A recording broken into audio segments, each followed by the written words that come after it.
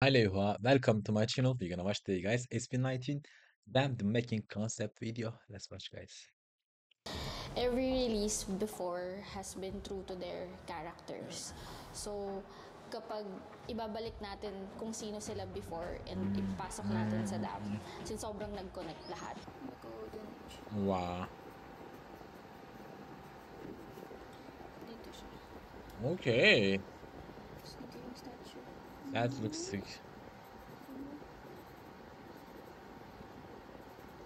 Basically, Dam is Wow. Pablo's dream. Literally, Pablo's Okay. dream. Ang taas Really? ng pressure, lahat kami ganado to really Oh, why they are perform. blurred on Gusto namin ng mahabang planning. table? Gusto namin ng pulidong planning and may time for the artistry to grow. And pinagbigyan tayo. And pinagbigyan talaga planning and may time for the Wow. artistry to grow. And pinagbigyan tayo. And pinagbigyan talaga. Sobrang grateful kami doon. And yung amount Wow. of creative freedom, natatranslate ko ng maayos in terms of the Okay. logos, in terms of the look, the colors. Kasi yung songwriting na mismo na ilalatag niya sa akin. And sobrang na-appreciate namin yun as artists kasi we get to see the intention behind the music. Natatranslate namin dun sa visual that pinuproduce namin ngayon for them. Let's make sure everything connects, everything snaps in. So people would think and people would look back to everything that they have released before. And we have Alan Shi as a director. Has been working with them. Has been working with them since what? Wow. Since what? Actually, since the Wow, that's trailer sick. of Ikalawang Yugto. It's always been Alanshi. So Alanchi, Carlo, it's been the same team. That's why it feels like home. One of the challenges pa was sa creative direction part was the wardrobe. Kasi since it's medieval, it requires so much attention to detail. That's why good thing we have the best of the best. Like literally right now here, sila Miss Rain, sila Francis Libiran, sila Neric Beltran. Dun sa briefing pa lang, Wow. ang sabi nila is, ito na guys, welcome back. Kasi since tayo rin yung gumawa ng pagtatag pa. So, parang sabi nila na this is the third chapter. We have to conduct an interview with them, like a discovery session with the members to really get to know what they want to tell. Yung seed, parang mahihigitan sa ganda. So, for example, umakit ka ng bundok, ang taas na narating mo. But how do you higitan yun? Tatanim ka, may puno. Period siya, di ba? Pero it's also a seed that you can plant and you can reach more heights. And at the same time, you're able to inspire people through that seed kasi babalik. Parang naging cycle siya. So parang ang initial nilang brief is, it's medieval, and then sacrifice. One of the challenges pa was it requires so much attention to detail. Alam mo Wow. yung gusto nila eh. So it makes everything easy in terms of visually Kasi nagpo-provide sila ng gusto nila.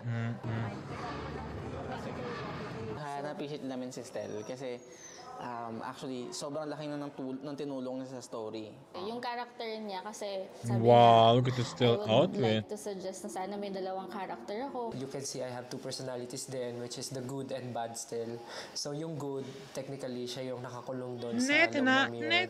And yung bad, siya yung parang nag-uudyok doon sa mga tao na parang pumilit pumasok nung mga layers namin. Parang puntahan yung magic tree. Yung bad still Magic yung tree. nagsasabi sa tao na parang they really need to go inside para makita and makuha yung fruit Looks so nung tiny, tree na yeah. yun. Sa story natin sa dam, if kailangan nilang buhayin yung tree, hindi nila magagawa yun. Good Nang wala design si din. Stel. Kailangan pakawalan ni Stel yung sarili niya. Oo. Para makatulong siya sa grupo. Yun yung halos naging main plot Wow. ng Dam na music video. Tsaka yung in terms of pagtatag kasi 'di ba dugo din talaga Wow. ni Stel yung nakabuhay ng tree. Actually, siya yung nagtanim.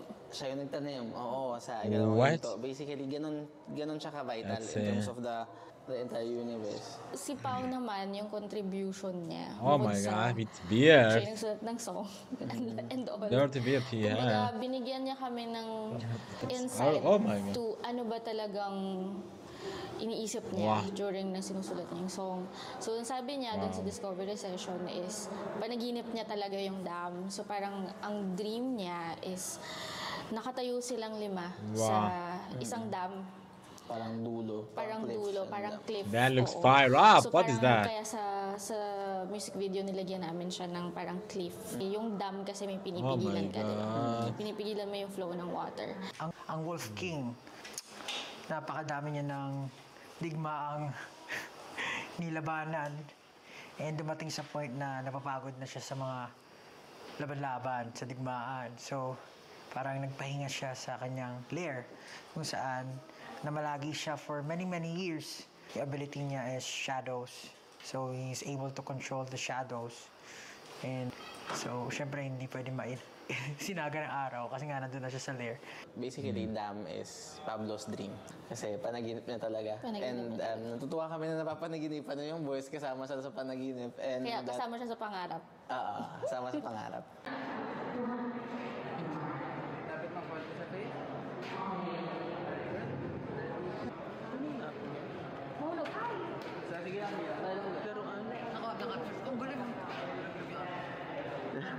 And lahat dapat What? approve nila. Lahat dadaan sa kanila.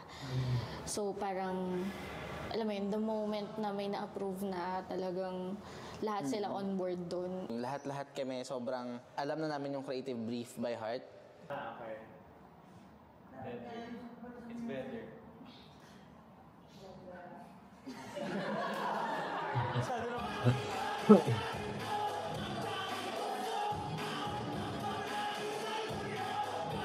During meetings, But pa. Si Josh, ang dami na talagang Ang suggestion. dami niya. Siya yung pinakamadaming insight, suggestions, tsaka Tsaka, yun nga, siguro sa kanila lahat, siya yung pinaka ma-experience sa games tsaka sa mga medieval. Basically, kuha, di ba, pag naglalaro ka ng mga MMORPG, RPG, di ba, merong mga classes.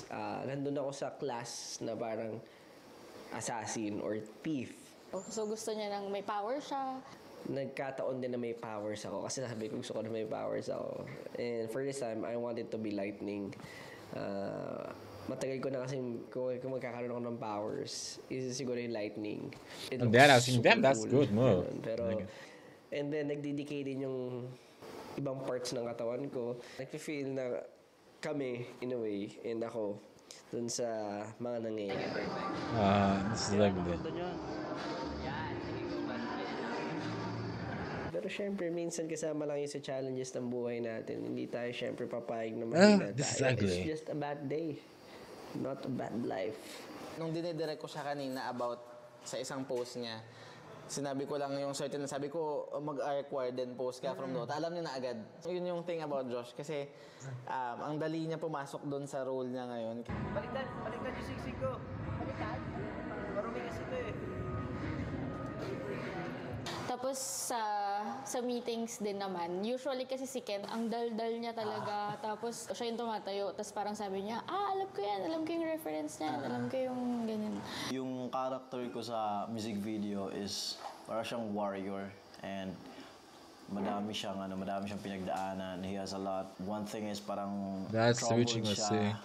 or anxious siya because of what happened sa war. So that's why Yow. pag nakita niyo sa music video, and that's why yung character ko naging ganyan is because he wants to protect the tree. And of course, yun yung goal ng group. Ready? 3, 2, 1. Start ka muna sa Yuko, Ken. Yuko ka muna. Yan. Okay. Sila Josh, si Ken, they know the material. Ultimo, pati yung details ng book, sinabi ni Ken na mas maganda yan pag may mga metal parts, pag ganito yung writing. As in, lahat sila may inputs to that very detail. Si Jack kasi sobrang natutuwa kami kasi lahat ng ipoproduce namin, lahat ng ipapakita namin sa kanya visually, sobrang nagugustuhan niya, sobrang appreciative siya for it. And may inputs din talaga sila na what if ganito yung material na, what if ganito yung color. Magsasend talaga Kumbaga, siya ng photo, magsasearch Oo. siya. Oo, as in real time, pag nakita niya, magsasend agad siya ng photos para lang to suggest. Hanggang makarating kami ngayon kasi I believe that the boys, SB19, alam nila yung gusto nila eh. So it makes everything easy in terms of visually. He represents the decisions of the group. Then Yung character ko naman dito sa Damn music video is very Sabi ko, me, very me. Hindi, Basta! kita nyo naman, nature, ganyan, halahalaman. Blind ako, pero I can see more than what the normal people can see. Parang ganun yung mensahe niya na hindi lang ako nakakita basta, but I can see what's beyond. And I'm gonna nakita be ko nga getting kung ano yung solusyon actually dun Amway. sa problema, parang ganun. I want to check after this. Ang role ko is yung character ko ay isang researcher.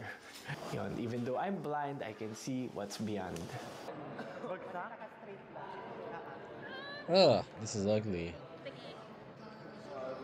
From the past projects, ito talaga yung pinaka hands-on sila.